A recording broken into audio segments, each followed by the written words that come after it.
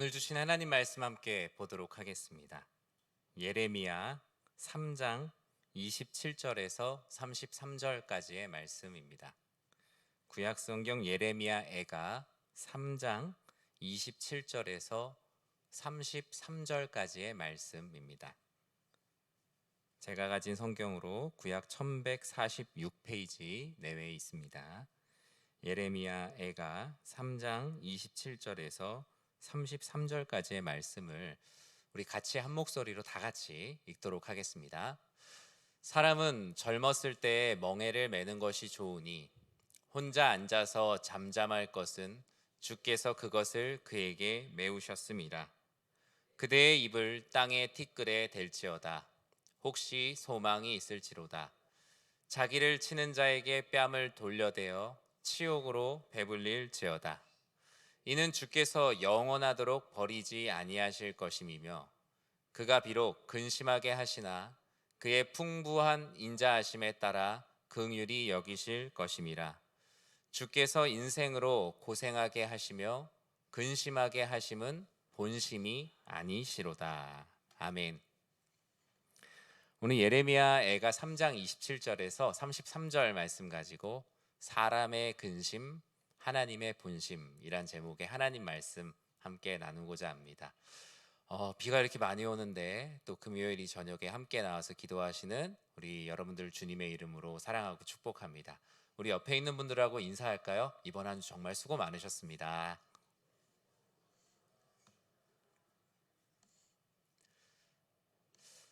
수고로운 인생 가운데 우리의 수고를 헛된 수고가 되지 않도록 또 우리를 영원한 생명으로 이끄시는 예수님이 있기에 우리는 참 행복한 사람들입니다.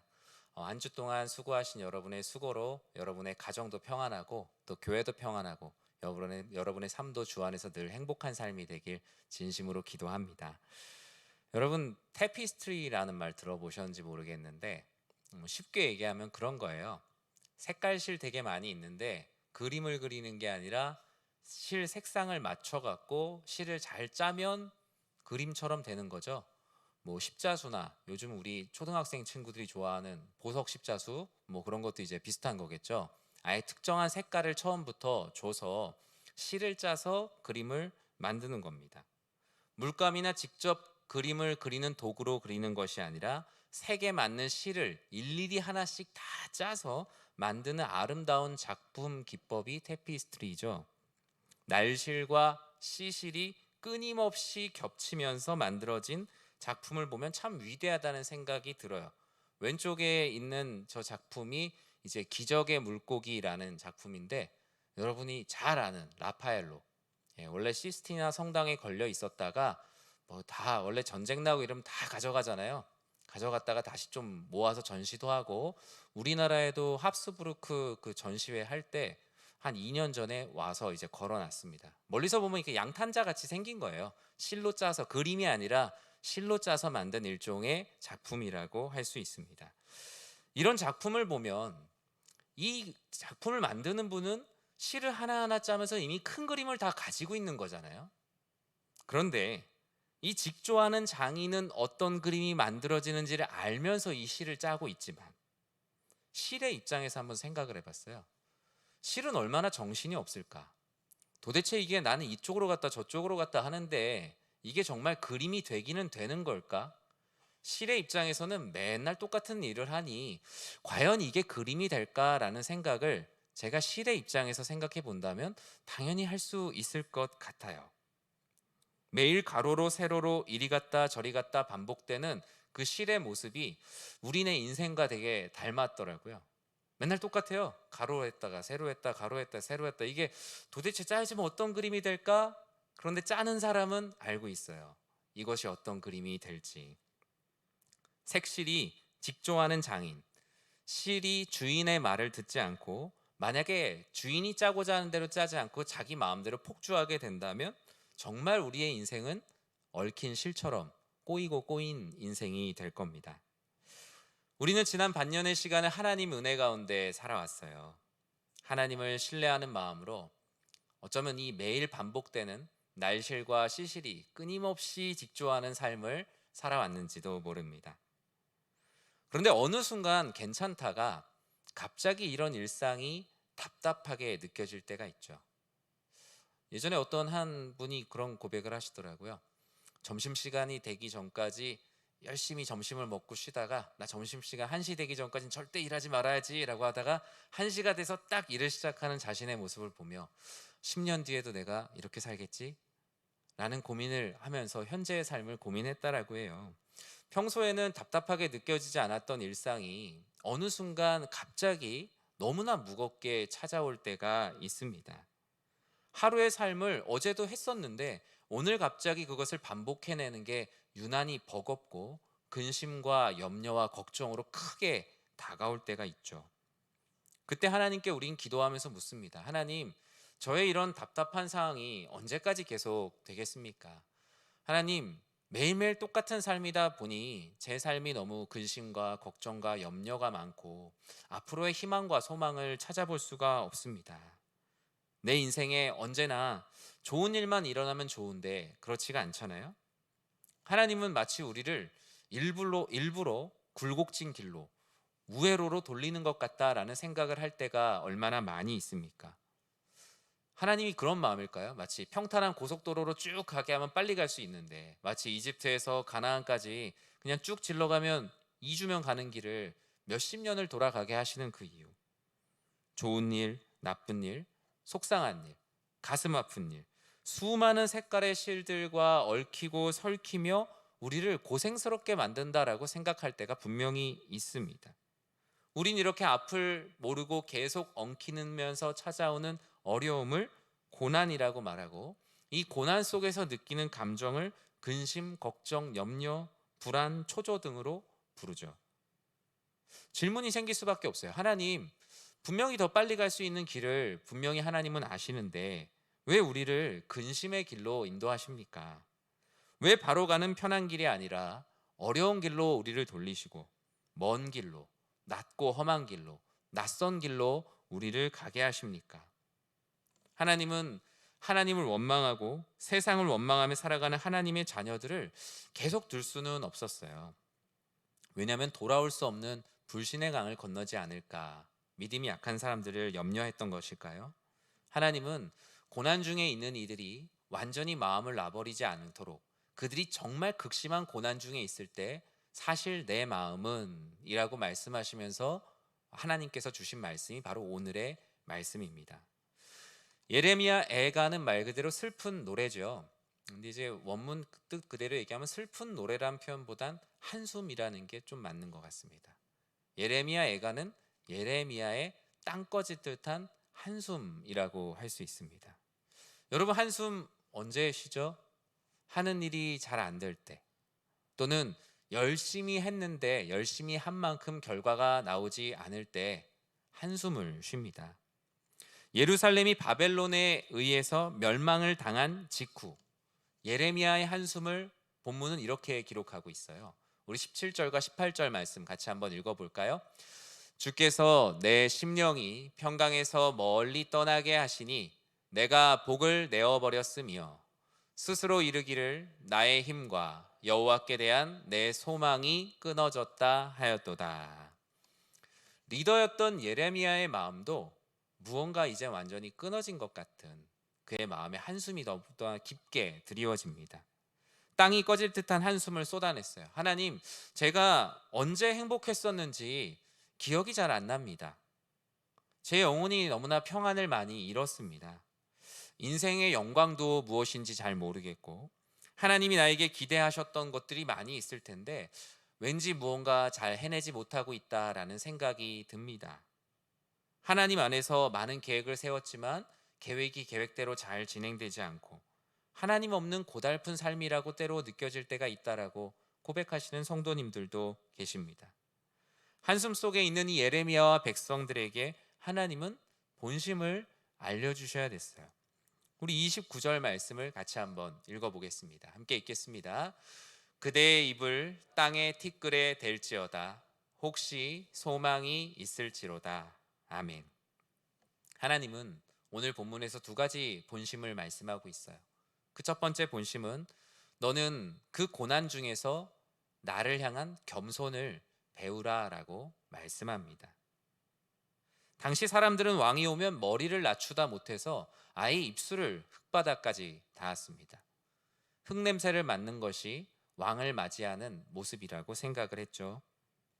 왕은 이미 높기 때문에 왕이 더 올라갈 데가 없으니 내가 더 낮아져야 왕을 높일 수 있다라고 생각했기 때문입니다. 믿음의 거장 앤드류 머레이는 유난히 겸손에 관한 책을 많이 썼어요. 여러분 기회가 되시면 기독교 고전 중에 이제 앤드류 머레이가 쓴 겸손이란 책을 꼭 읽어보시기 바랍니다. 그 책에서 그는 고난 속에도 느끼는 나의 감정과 생각이 곧 자신의 신앙이다라고 말했습니다. 신앙이라는 것이 평안할 때의 신앙도 중요하지만 고난 가운데 드러나는 신앙의 모습이 나의 신앙의 정체성이다라고 말합니다. 평상시에는 마음이 평안한 분들이 있는데 조금만 압박을 가해도 혈기가 확 드러나는 사람들이 있죠. 저도 그럴 때가 있는 것 같고, 평안할 때는 다 똑같은데 자극의 정도에 따라서 갑자기 다른 사람이 되는 경우들이 있습니다. 오늘 본문에서도 또 그리고 앤드류 머레이 역시 자신에게 작은 압박이 찾아왔을 때 그 고난 중에 드러나는 신앙이 바로 자신의 신앙이다라고 말합니다. 그리고 그것이 바로 하나님의 시험이다라고 말했어요. 모든 사람은 스스로 겸손할 수 없는 존재임을 깨닫는 것이 겸손의 시작이고, 거룩함은 겸손이라는 출발점에서 출발할 때만 거룩해질 수 있다라고 이 책에서 말하고 있거든요. 겸손이라는 출발점에서 출발하지 않은 거룩은 경직입니다. 그리고 권위주의죠. 겸손에서 출발하지 않은 거룩은 아무리 노력해도 하나님께서 기뻐하시는 거룩은 아닌 거예요. 종교적 권위주의 또는 개인의 처세술에 불과한 것이 겸손에서 출발하지 않은 거룩이다라고 말합니다. 여러분 지금 우리의 삶이 고난 중에 매우 낮아져 있다라고 생각이 들 때, 그때 그 낮아진 곳에서 더 이상 내려갈 곳이 없다라고 생각할 때 바로 겸손케 하시는 그 하나님을 묵상하시기 바랍니다. 내가 이 정도로 낮아진 사람이었나? 내가 이 정도로 힘든 상황이었나? 그 가운데서도 우리는 하나님은 나를 통해서 무엇을 하시는가를 볼 수 있는 성숙한 시선을 가진 모두가 되시길 주님의 이름으로 간절히 축원합니다. 시편 119편 71절에서는 고난을 통해서 나의 내면, 이 고난이 우리들에게 어떤 영향을 주는지를 다음과 같이 말하고 있어요. 우리 같이 한번 읽어보겠습니다. 고난 당한 것이 내게 유익이라. 이로 말미암아 내가 주의 율례들을 배우게 되었나이다. 아멘. 시편 기자는 말해요. 고난을 통해서 겸손을 배웠다. 고난을 당하지 않았더라면 내가 주의 율례들을 배울 생각도 없었을 거라고. 나의 삶에 내가 낮아짐을 경험할 일이 없었다면 낮은 곳에 계시는 예수님의 마음을 전혀 이해하지 못했을 것이라고 말합니다. 과연 우리가 평안한 길로만 하나님께서 인도하시면 계속 하나님께 감사할 수 있는 존재일까 생각해 봅니다. 아마 평안한 길에서 작은 돌 하나만 튀어도 원망하며 살아가는 것이 인간의 죄악된 본성 아닐까요? 불평과 원망으로 살아갈 우리를 너무나 잘 알고 계세요. 그래서 믿음의 선진들이 나를 너무 가난하게도 하지 말아달라고, 나를 너무 부하게도 하지 말아달라고 기도한 거 아닐까요? 고난 중에도 나를 가르치시는 하나님을 만나는 우리 사랑하는 연희의 모든 성도님들 되시길 주님의 이름으로 축원합니다. 30절에서 다음과 같이 고백을 해요. 우리 같이 한번 읽어보겠습니다. 자기를 치는 자에게 뺨을 돌려대어 치욕으로 배불릴지어다. 아멘. 하나님은 두 번째 자신의 본심을 말씀하세요. 너희에게 찾아오는 고난을 너희의 양식으로 삼으라고요. 고난이 찾아오는데 우리 보통 고난을 악귀를 물리치듯 막 물리치면서 기도하잖아요. 사실 그렇게 설교하면 좋아할 거예요, 다들. 그런데요, 성경은 고난과 우리의 삶에 찾아오는 행복들 이런 걸 구분하지 않아요. 성경은요, 고난도 너희가 삼키고 먹어야 될 것이라고 분명히 말씀을 합니다. 고난을 너희의 양식으로 삼아야 된다라고 말해요. 왜요? 고난도 하나님께서 주시는 고난이 있기 때문입니다. 고난 중에 나에게 말씀하시는 하나님의 본심이 고난 속에 들어있는데, 그 고난을 우리가 울면서 씹어 삼키지 않으면 하나님의 은혜와 하나님의 섭리를 알 수 없다는 거예요. 고난을 상징하는 모습이 본문에 나옵니다. 자기를 치는 자에게 뺨을 돌려대라. 나를 치는 자에게 다른 뺨도 내가 맞을 수 있다며 반대편 뺨을 돌려대는 삶을 비유로 말하는데, 이 말은 무엇입니까? 하나님께서 원하시는 고난이라면 제가 그 고난을 마다하지 않고 다 먹어서 삼키겠습니다. 제가 그 고난을 다 감당하겠습니다 라고 말합니다. 정말 어려운 일이죠. 보통 나를 치는 사람을 보통 어떻게 하죠? 우리가 나를 누군가 쳤다, 맞을 일이 많이 없지만 맞으면은 때리고 싶은 것이 사람의 본능이에요. 내가 그래도 한 대 때렸으면 한 대 정도 갚아주고 싶은 것이 사람의 마음입니다. 그런데 하나님께서는 고난 앞에 다른 뺨도 돌려대라 라고 말씀하세요. 정신 나간 것이 아니라 내가 고난당하는 것이 결코 의미 없는 고통이 아니라는 비밀을 알게 하시는 거예요. 고난 자체를 나의 양식으로 삼을 수 있는 놀라운 일이 너희들에게 일어날 것이다. 하나님의 본심은 고난 가운데 그렇게 숨어 있어요. 우리가 고난이 나의 유익이라 하지만, 자, 고난이 유익이니까 고난을 가지실 분 손들어 보세요 라고 한다면 어느 누구도 그 유익을 서로 양보하는 아름다운 일들이 일어나게 되지 않겠어요? 그런데 성경은 뭐라고 말합니까? 다른 번역본에서는 고난을 씹어 삼키라라고 말합니다. 마치 쓴 약이 이게 몸에 들어가면 사람을 치유하는 것인데, 너희가 입에 쓰다고 해서 먹지 않으면 너희가 낫지 않는다는 거예요. 그래서 그 고난을 어떻게든 씹어서 삼키는 것, 내가 너희에게 이 쓴맛을 보게 하는 것이 아니라 이 쓴맛 가운데 사람을 살리는 놀라운 은혜의 역사가 있으니 너희는 고난을 씹어서 삼키라 라고 말씀합니다. 이사야 30장 20절에 보면 이런 말씀이 있어요. 하나님은 환난의 떡과 고생의 물을 주신다고요. 환난의 떡, 고생의 물, 이런 보통 사탄 마귀가 주는 거다 생각하지만 성경은 뭐라고 말합니까? 하나님께서 환난의 떡과 고생의 물을 주셨다라고 말합니다. 고난을 영적 훈련으로 대하고 있어요. 환난과 고생이 결코 우리의 영혼과 육체를 파괴하는 것이 아니라 우리를 영적으로 성장시키는 양약이 될 수 있다는 것을 우리는 진심으로 믿어야 돼요. 우리 믿는 크리스찬들에게 이 문제가 해결되지 않잖아요. 그러면 교회랑 다른 일반적인 종교기관이랑 크게 다르지 않아요. 왜요? 그 모습을 보여주신 분이 누구세요? 바로 예수님이시잖아요. 예수님이 고난이 쓰다고 뱉지 않으셨습니다. 그 고난 가운데 있는 하나님의 뜻을 이루기 위해서 예수님께서는 그 모든 고난을 씹어 삼키시며 완전히 죽기까지 순종하셨어요.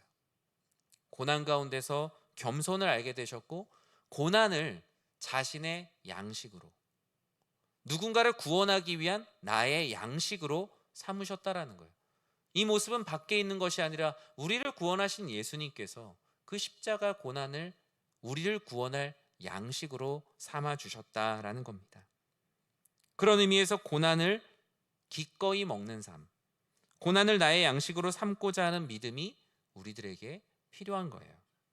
그래서 우리 개인의 역사도, 우리 교회의 역사도, 우리의 가정의 역사도 수많은 고난 가운데 하나님께서 우리에게 영양분을 공급하지 않으신 것이 아니라 고난을 통해서도 우리를 먹이시고, 좋은 일을 통해서도 우리를 먹이시고, 근심과 염려 가운데도 끊임없이 우리를 먹이고 계셨다라는 것입니다.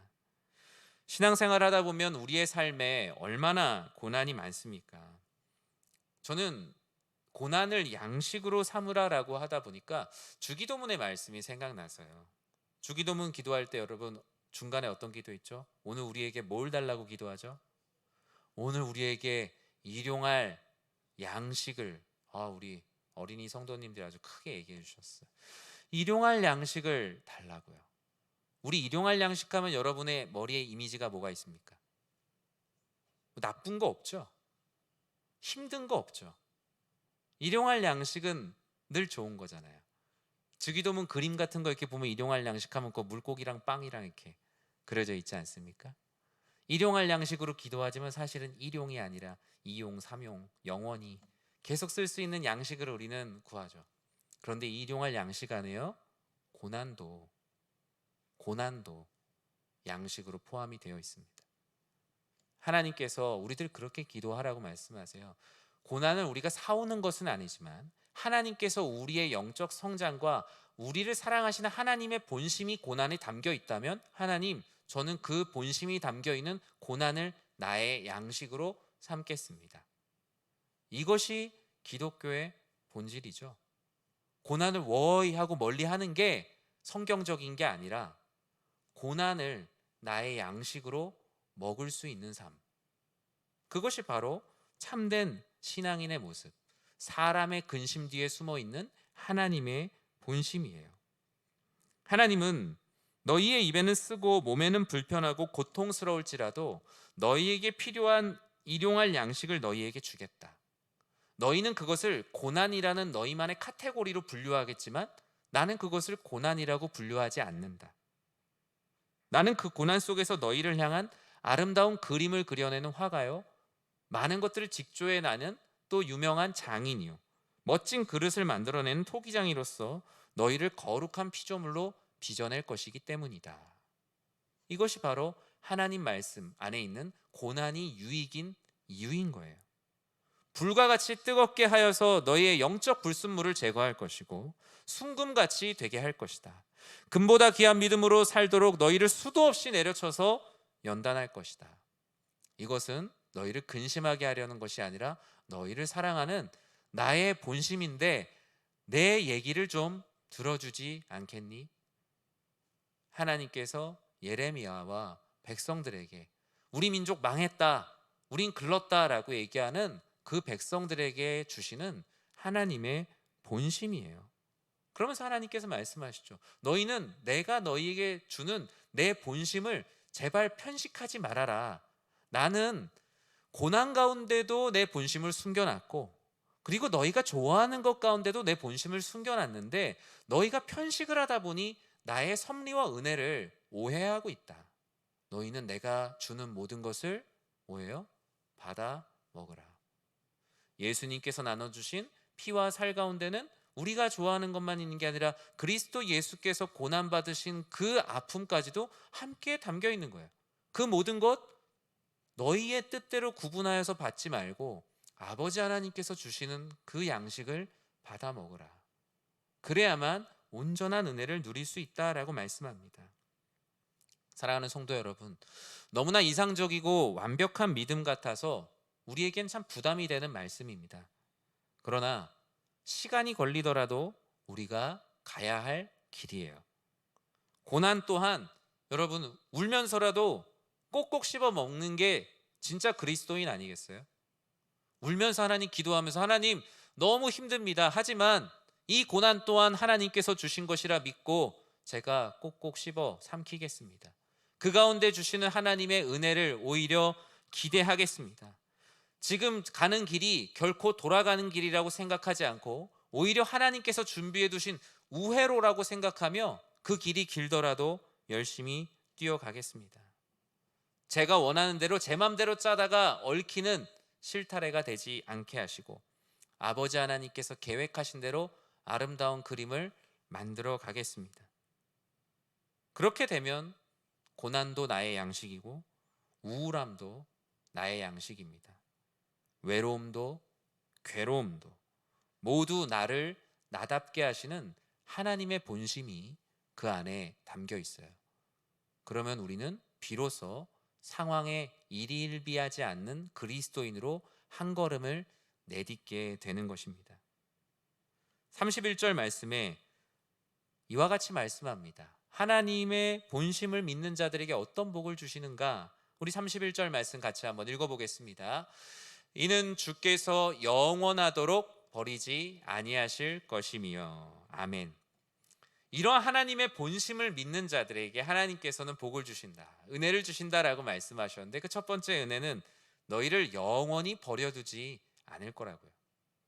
너희가 그 고난 가운데 고난을 양식으로 삼으며 살아가지만 너희는 하나님이 아니기 때문에, 너희는 완전한 존재가 아니기 때문에 너희가 쓰러지기 전에 나는 너희를 반드시 구할 것이니, 너희를 영원히 결코 버려두지 아니할 것이니 너희는 그것을 꼭 믿으라.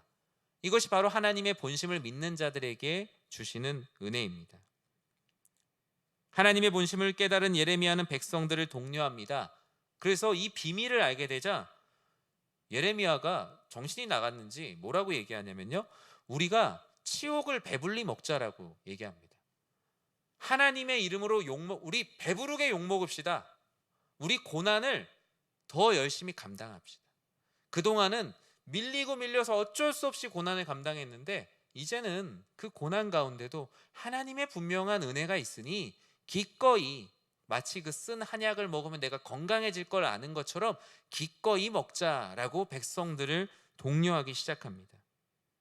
그 이유가 무엇입니까? 바로 고난 속에 영원히 우리를 버려두지 아니하신다라는 믿음이 그들에게 있었기 때문이죠.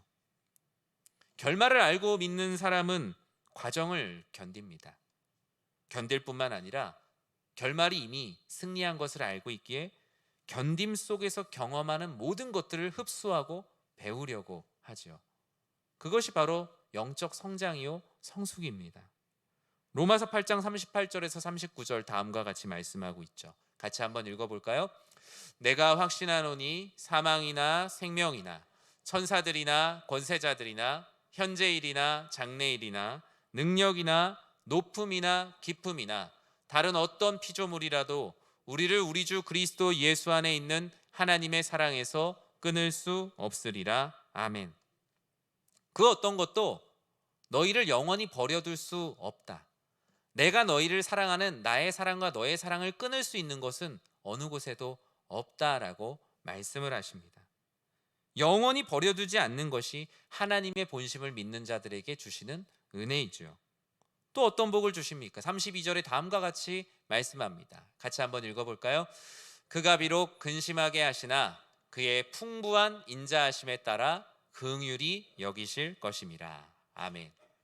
하나님의 본심을 믿는 자들에게 내가 너희에게 베푸는 긍휼로 너희의 모든 고난을 덮고도 남는다라고 말씀하십니다.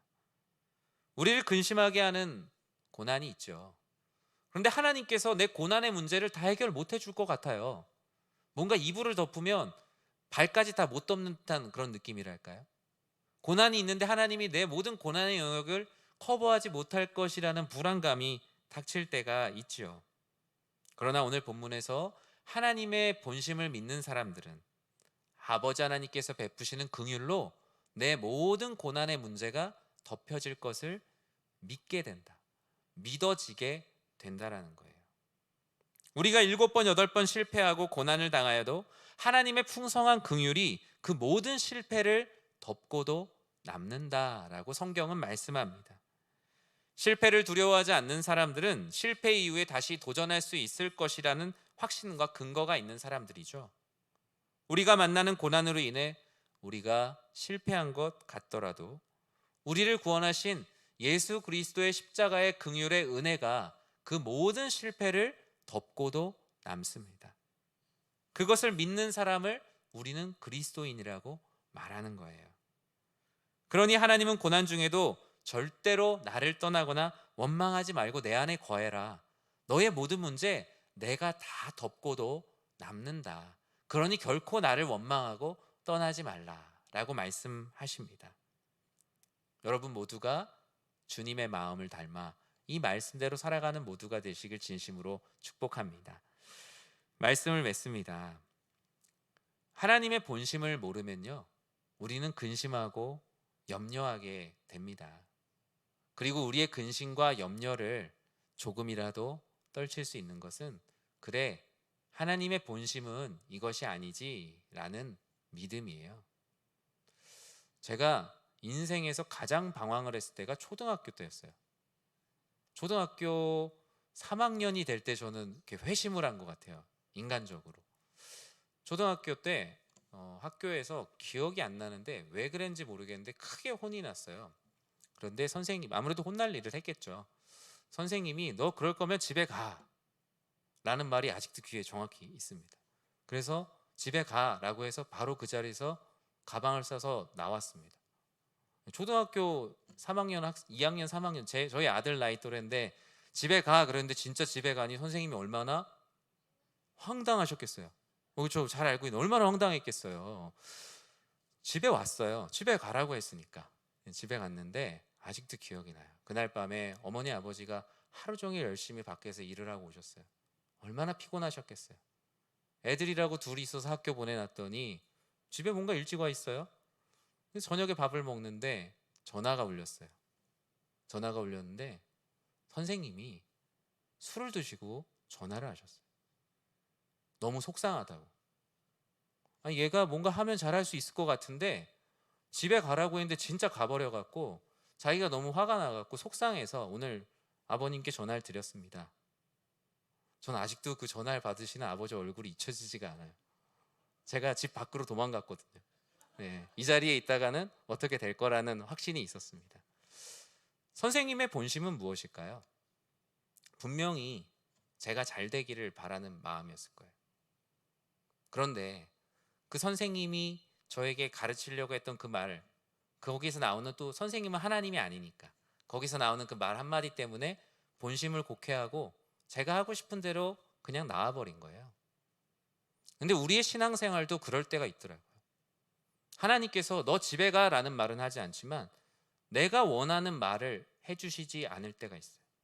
그래서 하나님, 저 제 갈 길 가겠습니다 라면서 주섬주섬 짐을 싸서 나와버리고 하나님을 만나는 예배당을 떠나거나 우리의 삶에서도 하나님의 이름을 부르지 않고 살아갈 때가 얼마나 많습니까? 하나님이 얼마나 속상하시겠어요. 하나님으로부터 멀리 떠나 있는 이들, 고난 때문에 근심하며 하나님의 그 사랑을 잊고 살아가는 이들에게 하나님께서 아까 기도하신 것처럼 때로는 환상을 통해서, 때로는 우리의 꿈을 통해서, 또는 우리가 만나는 많은 사람들을 통해서, 말씀을 통해서, 우리의 생각을 통해서 끊임없이 우리를 부르세요. 마치 전화를 하시듯. 내 본심인 그게 아니라 여러분을 향한 하나님의 본심이 무엇입니까? 우리 33절 말씀 같이 한번 읽어볼까요? 함께 읽겠습니다. 주께서 인생으로 고생하게 하시며 근심하게 하심은 본심이 아니시로다. 아멘. 여러분, 하나님 말씀하십니다. 오해 금지. 하나님에 대해 우리가 얼마나 많이 오해하며 살아갑니까? 하나님은 우리들에게 나를 제발 오해하지 말아라. 내가 너를 창조하였고 내가 너를 구속하였다. 너는 나의 자녀고 내가 가장 사랑하는 이라. 내가 얼마나 너를 사랑하면 나의 독생자 그리스도 예수를 보내서 너를 살렸겠냐고. 우리들에게 밤중에 전화하셨던 그 선생님처럼 전화를 하셔서 말씀하세요. 하나님은 오늘도 우리가 어떤 그림이 그려질지 모르지만 아주 대단한 장인처럼 끊임없이 수많은 색깔들의 실들을 맞춰가며 우리를 위한 가장 아름다운 그림을 그려가고 계심을 믿으시기 바랍니다.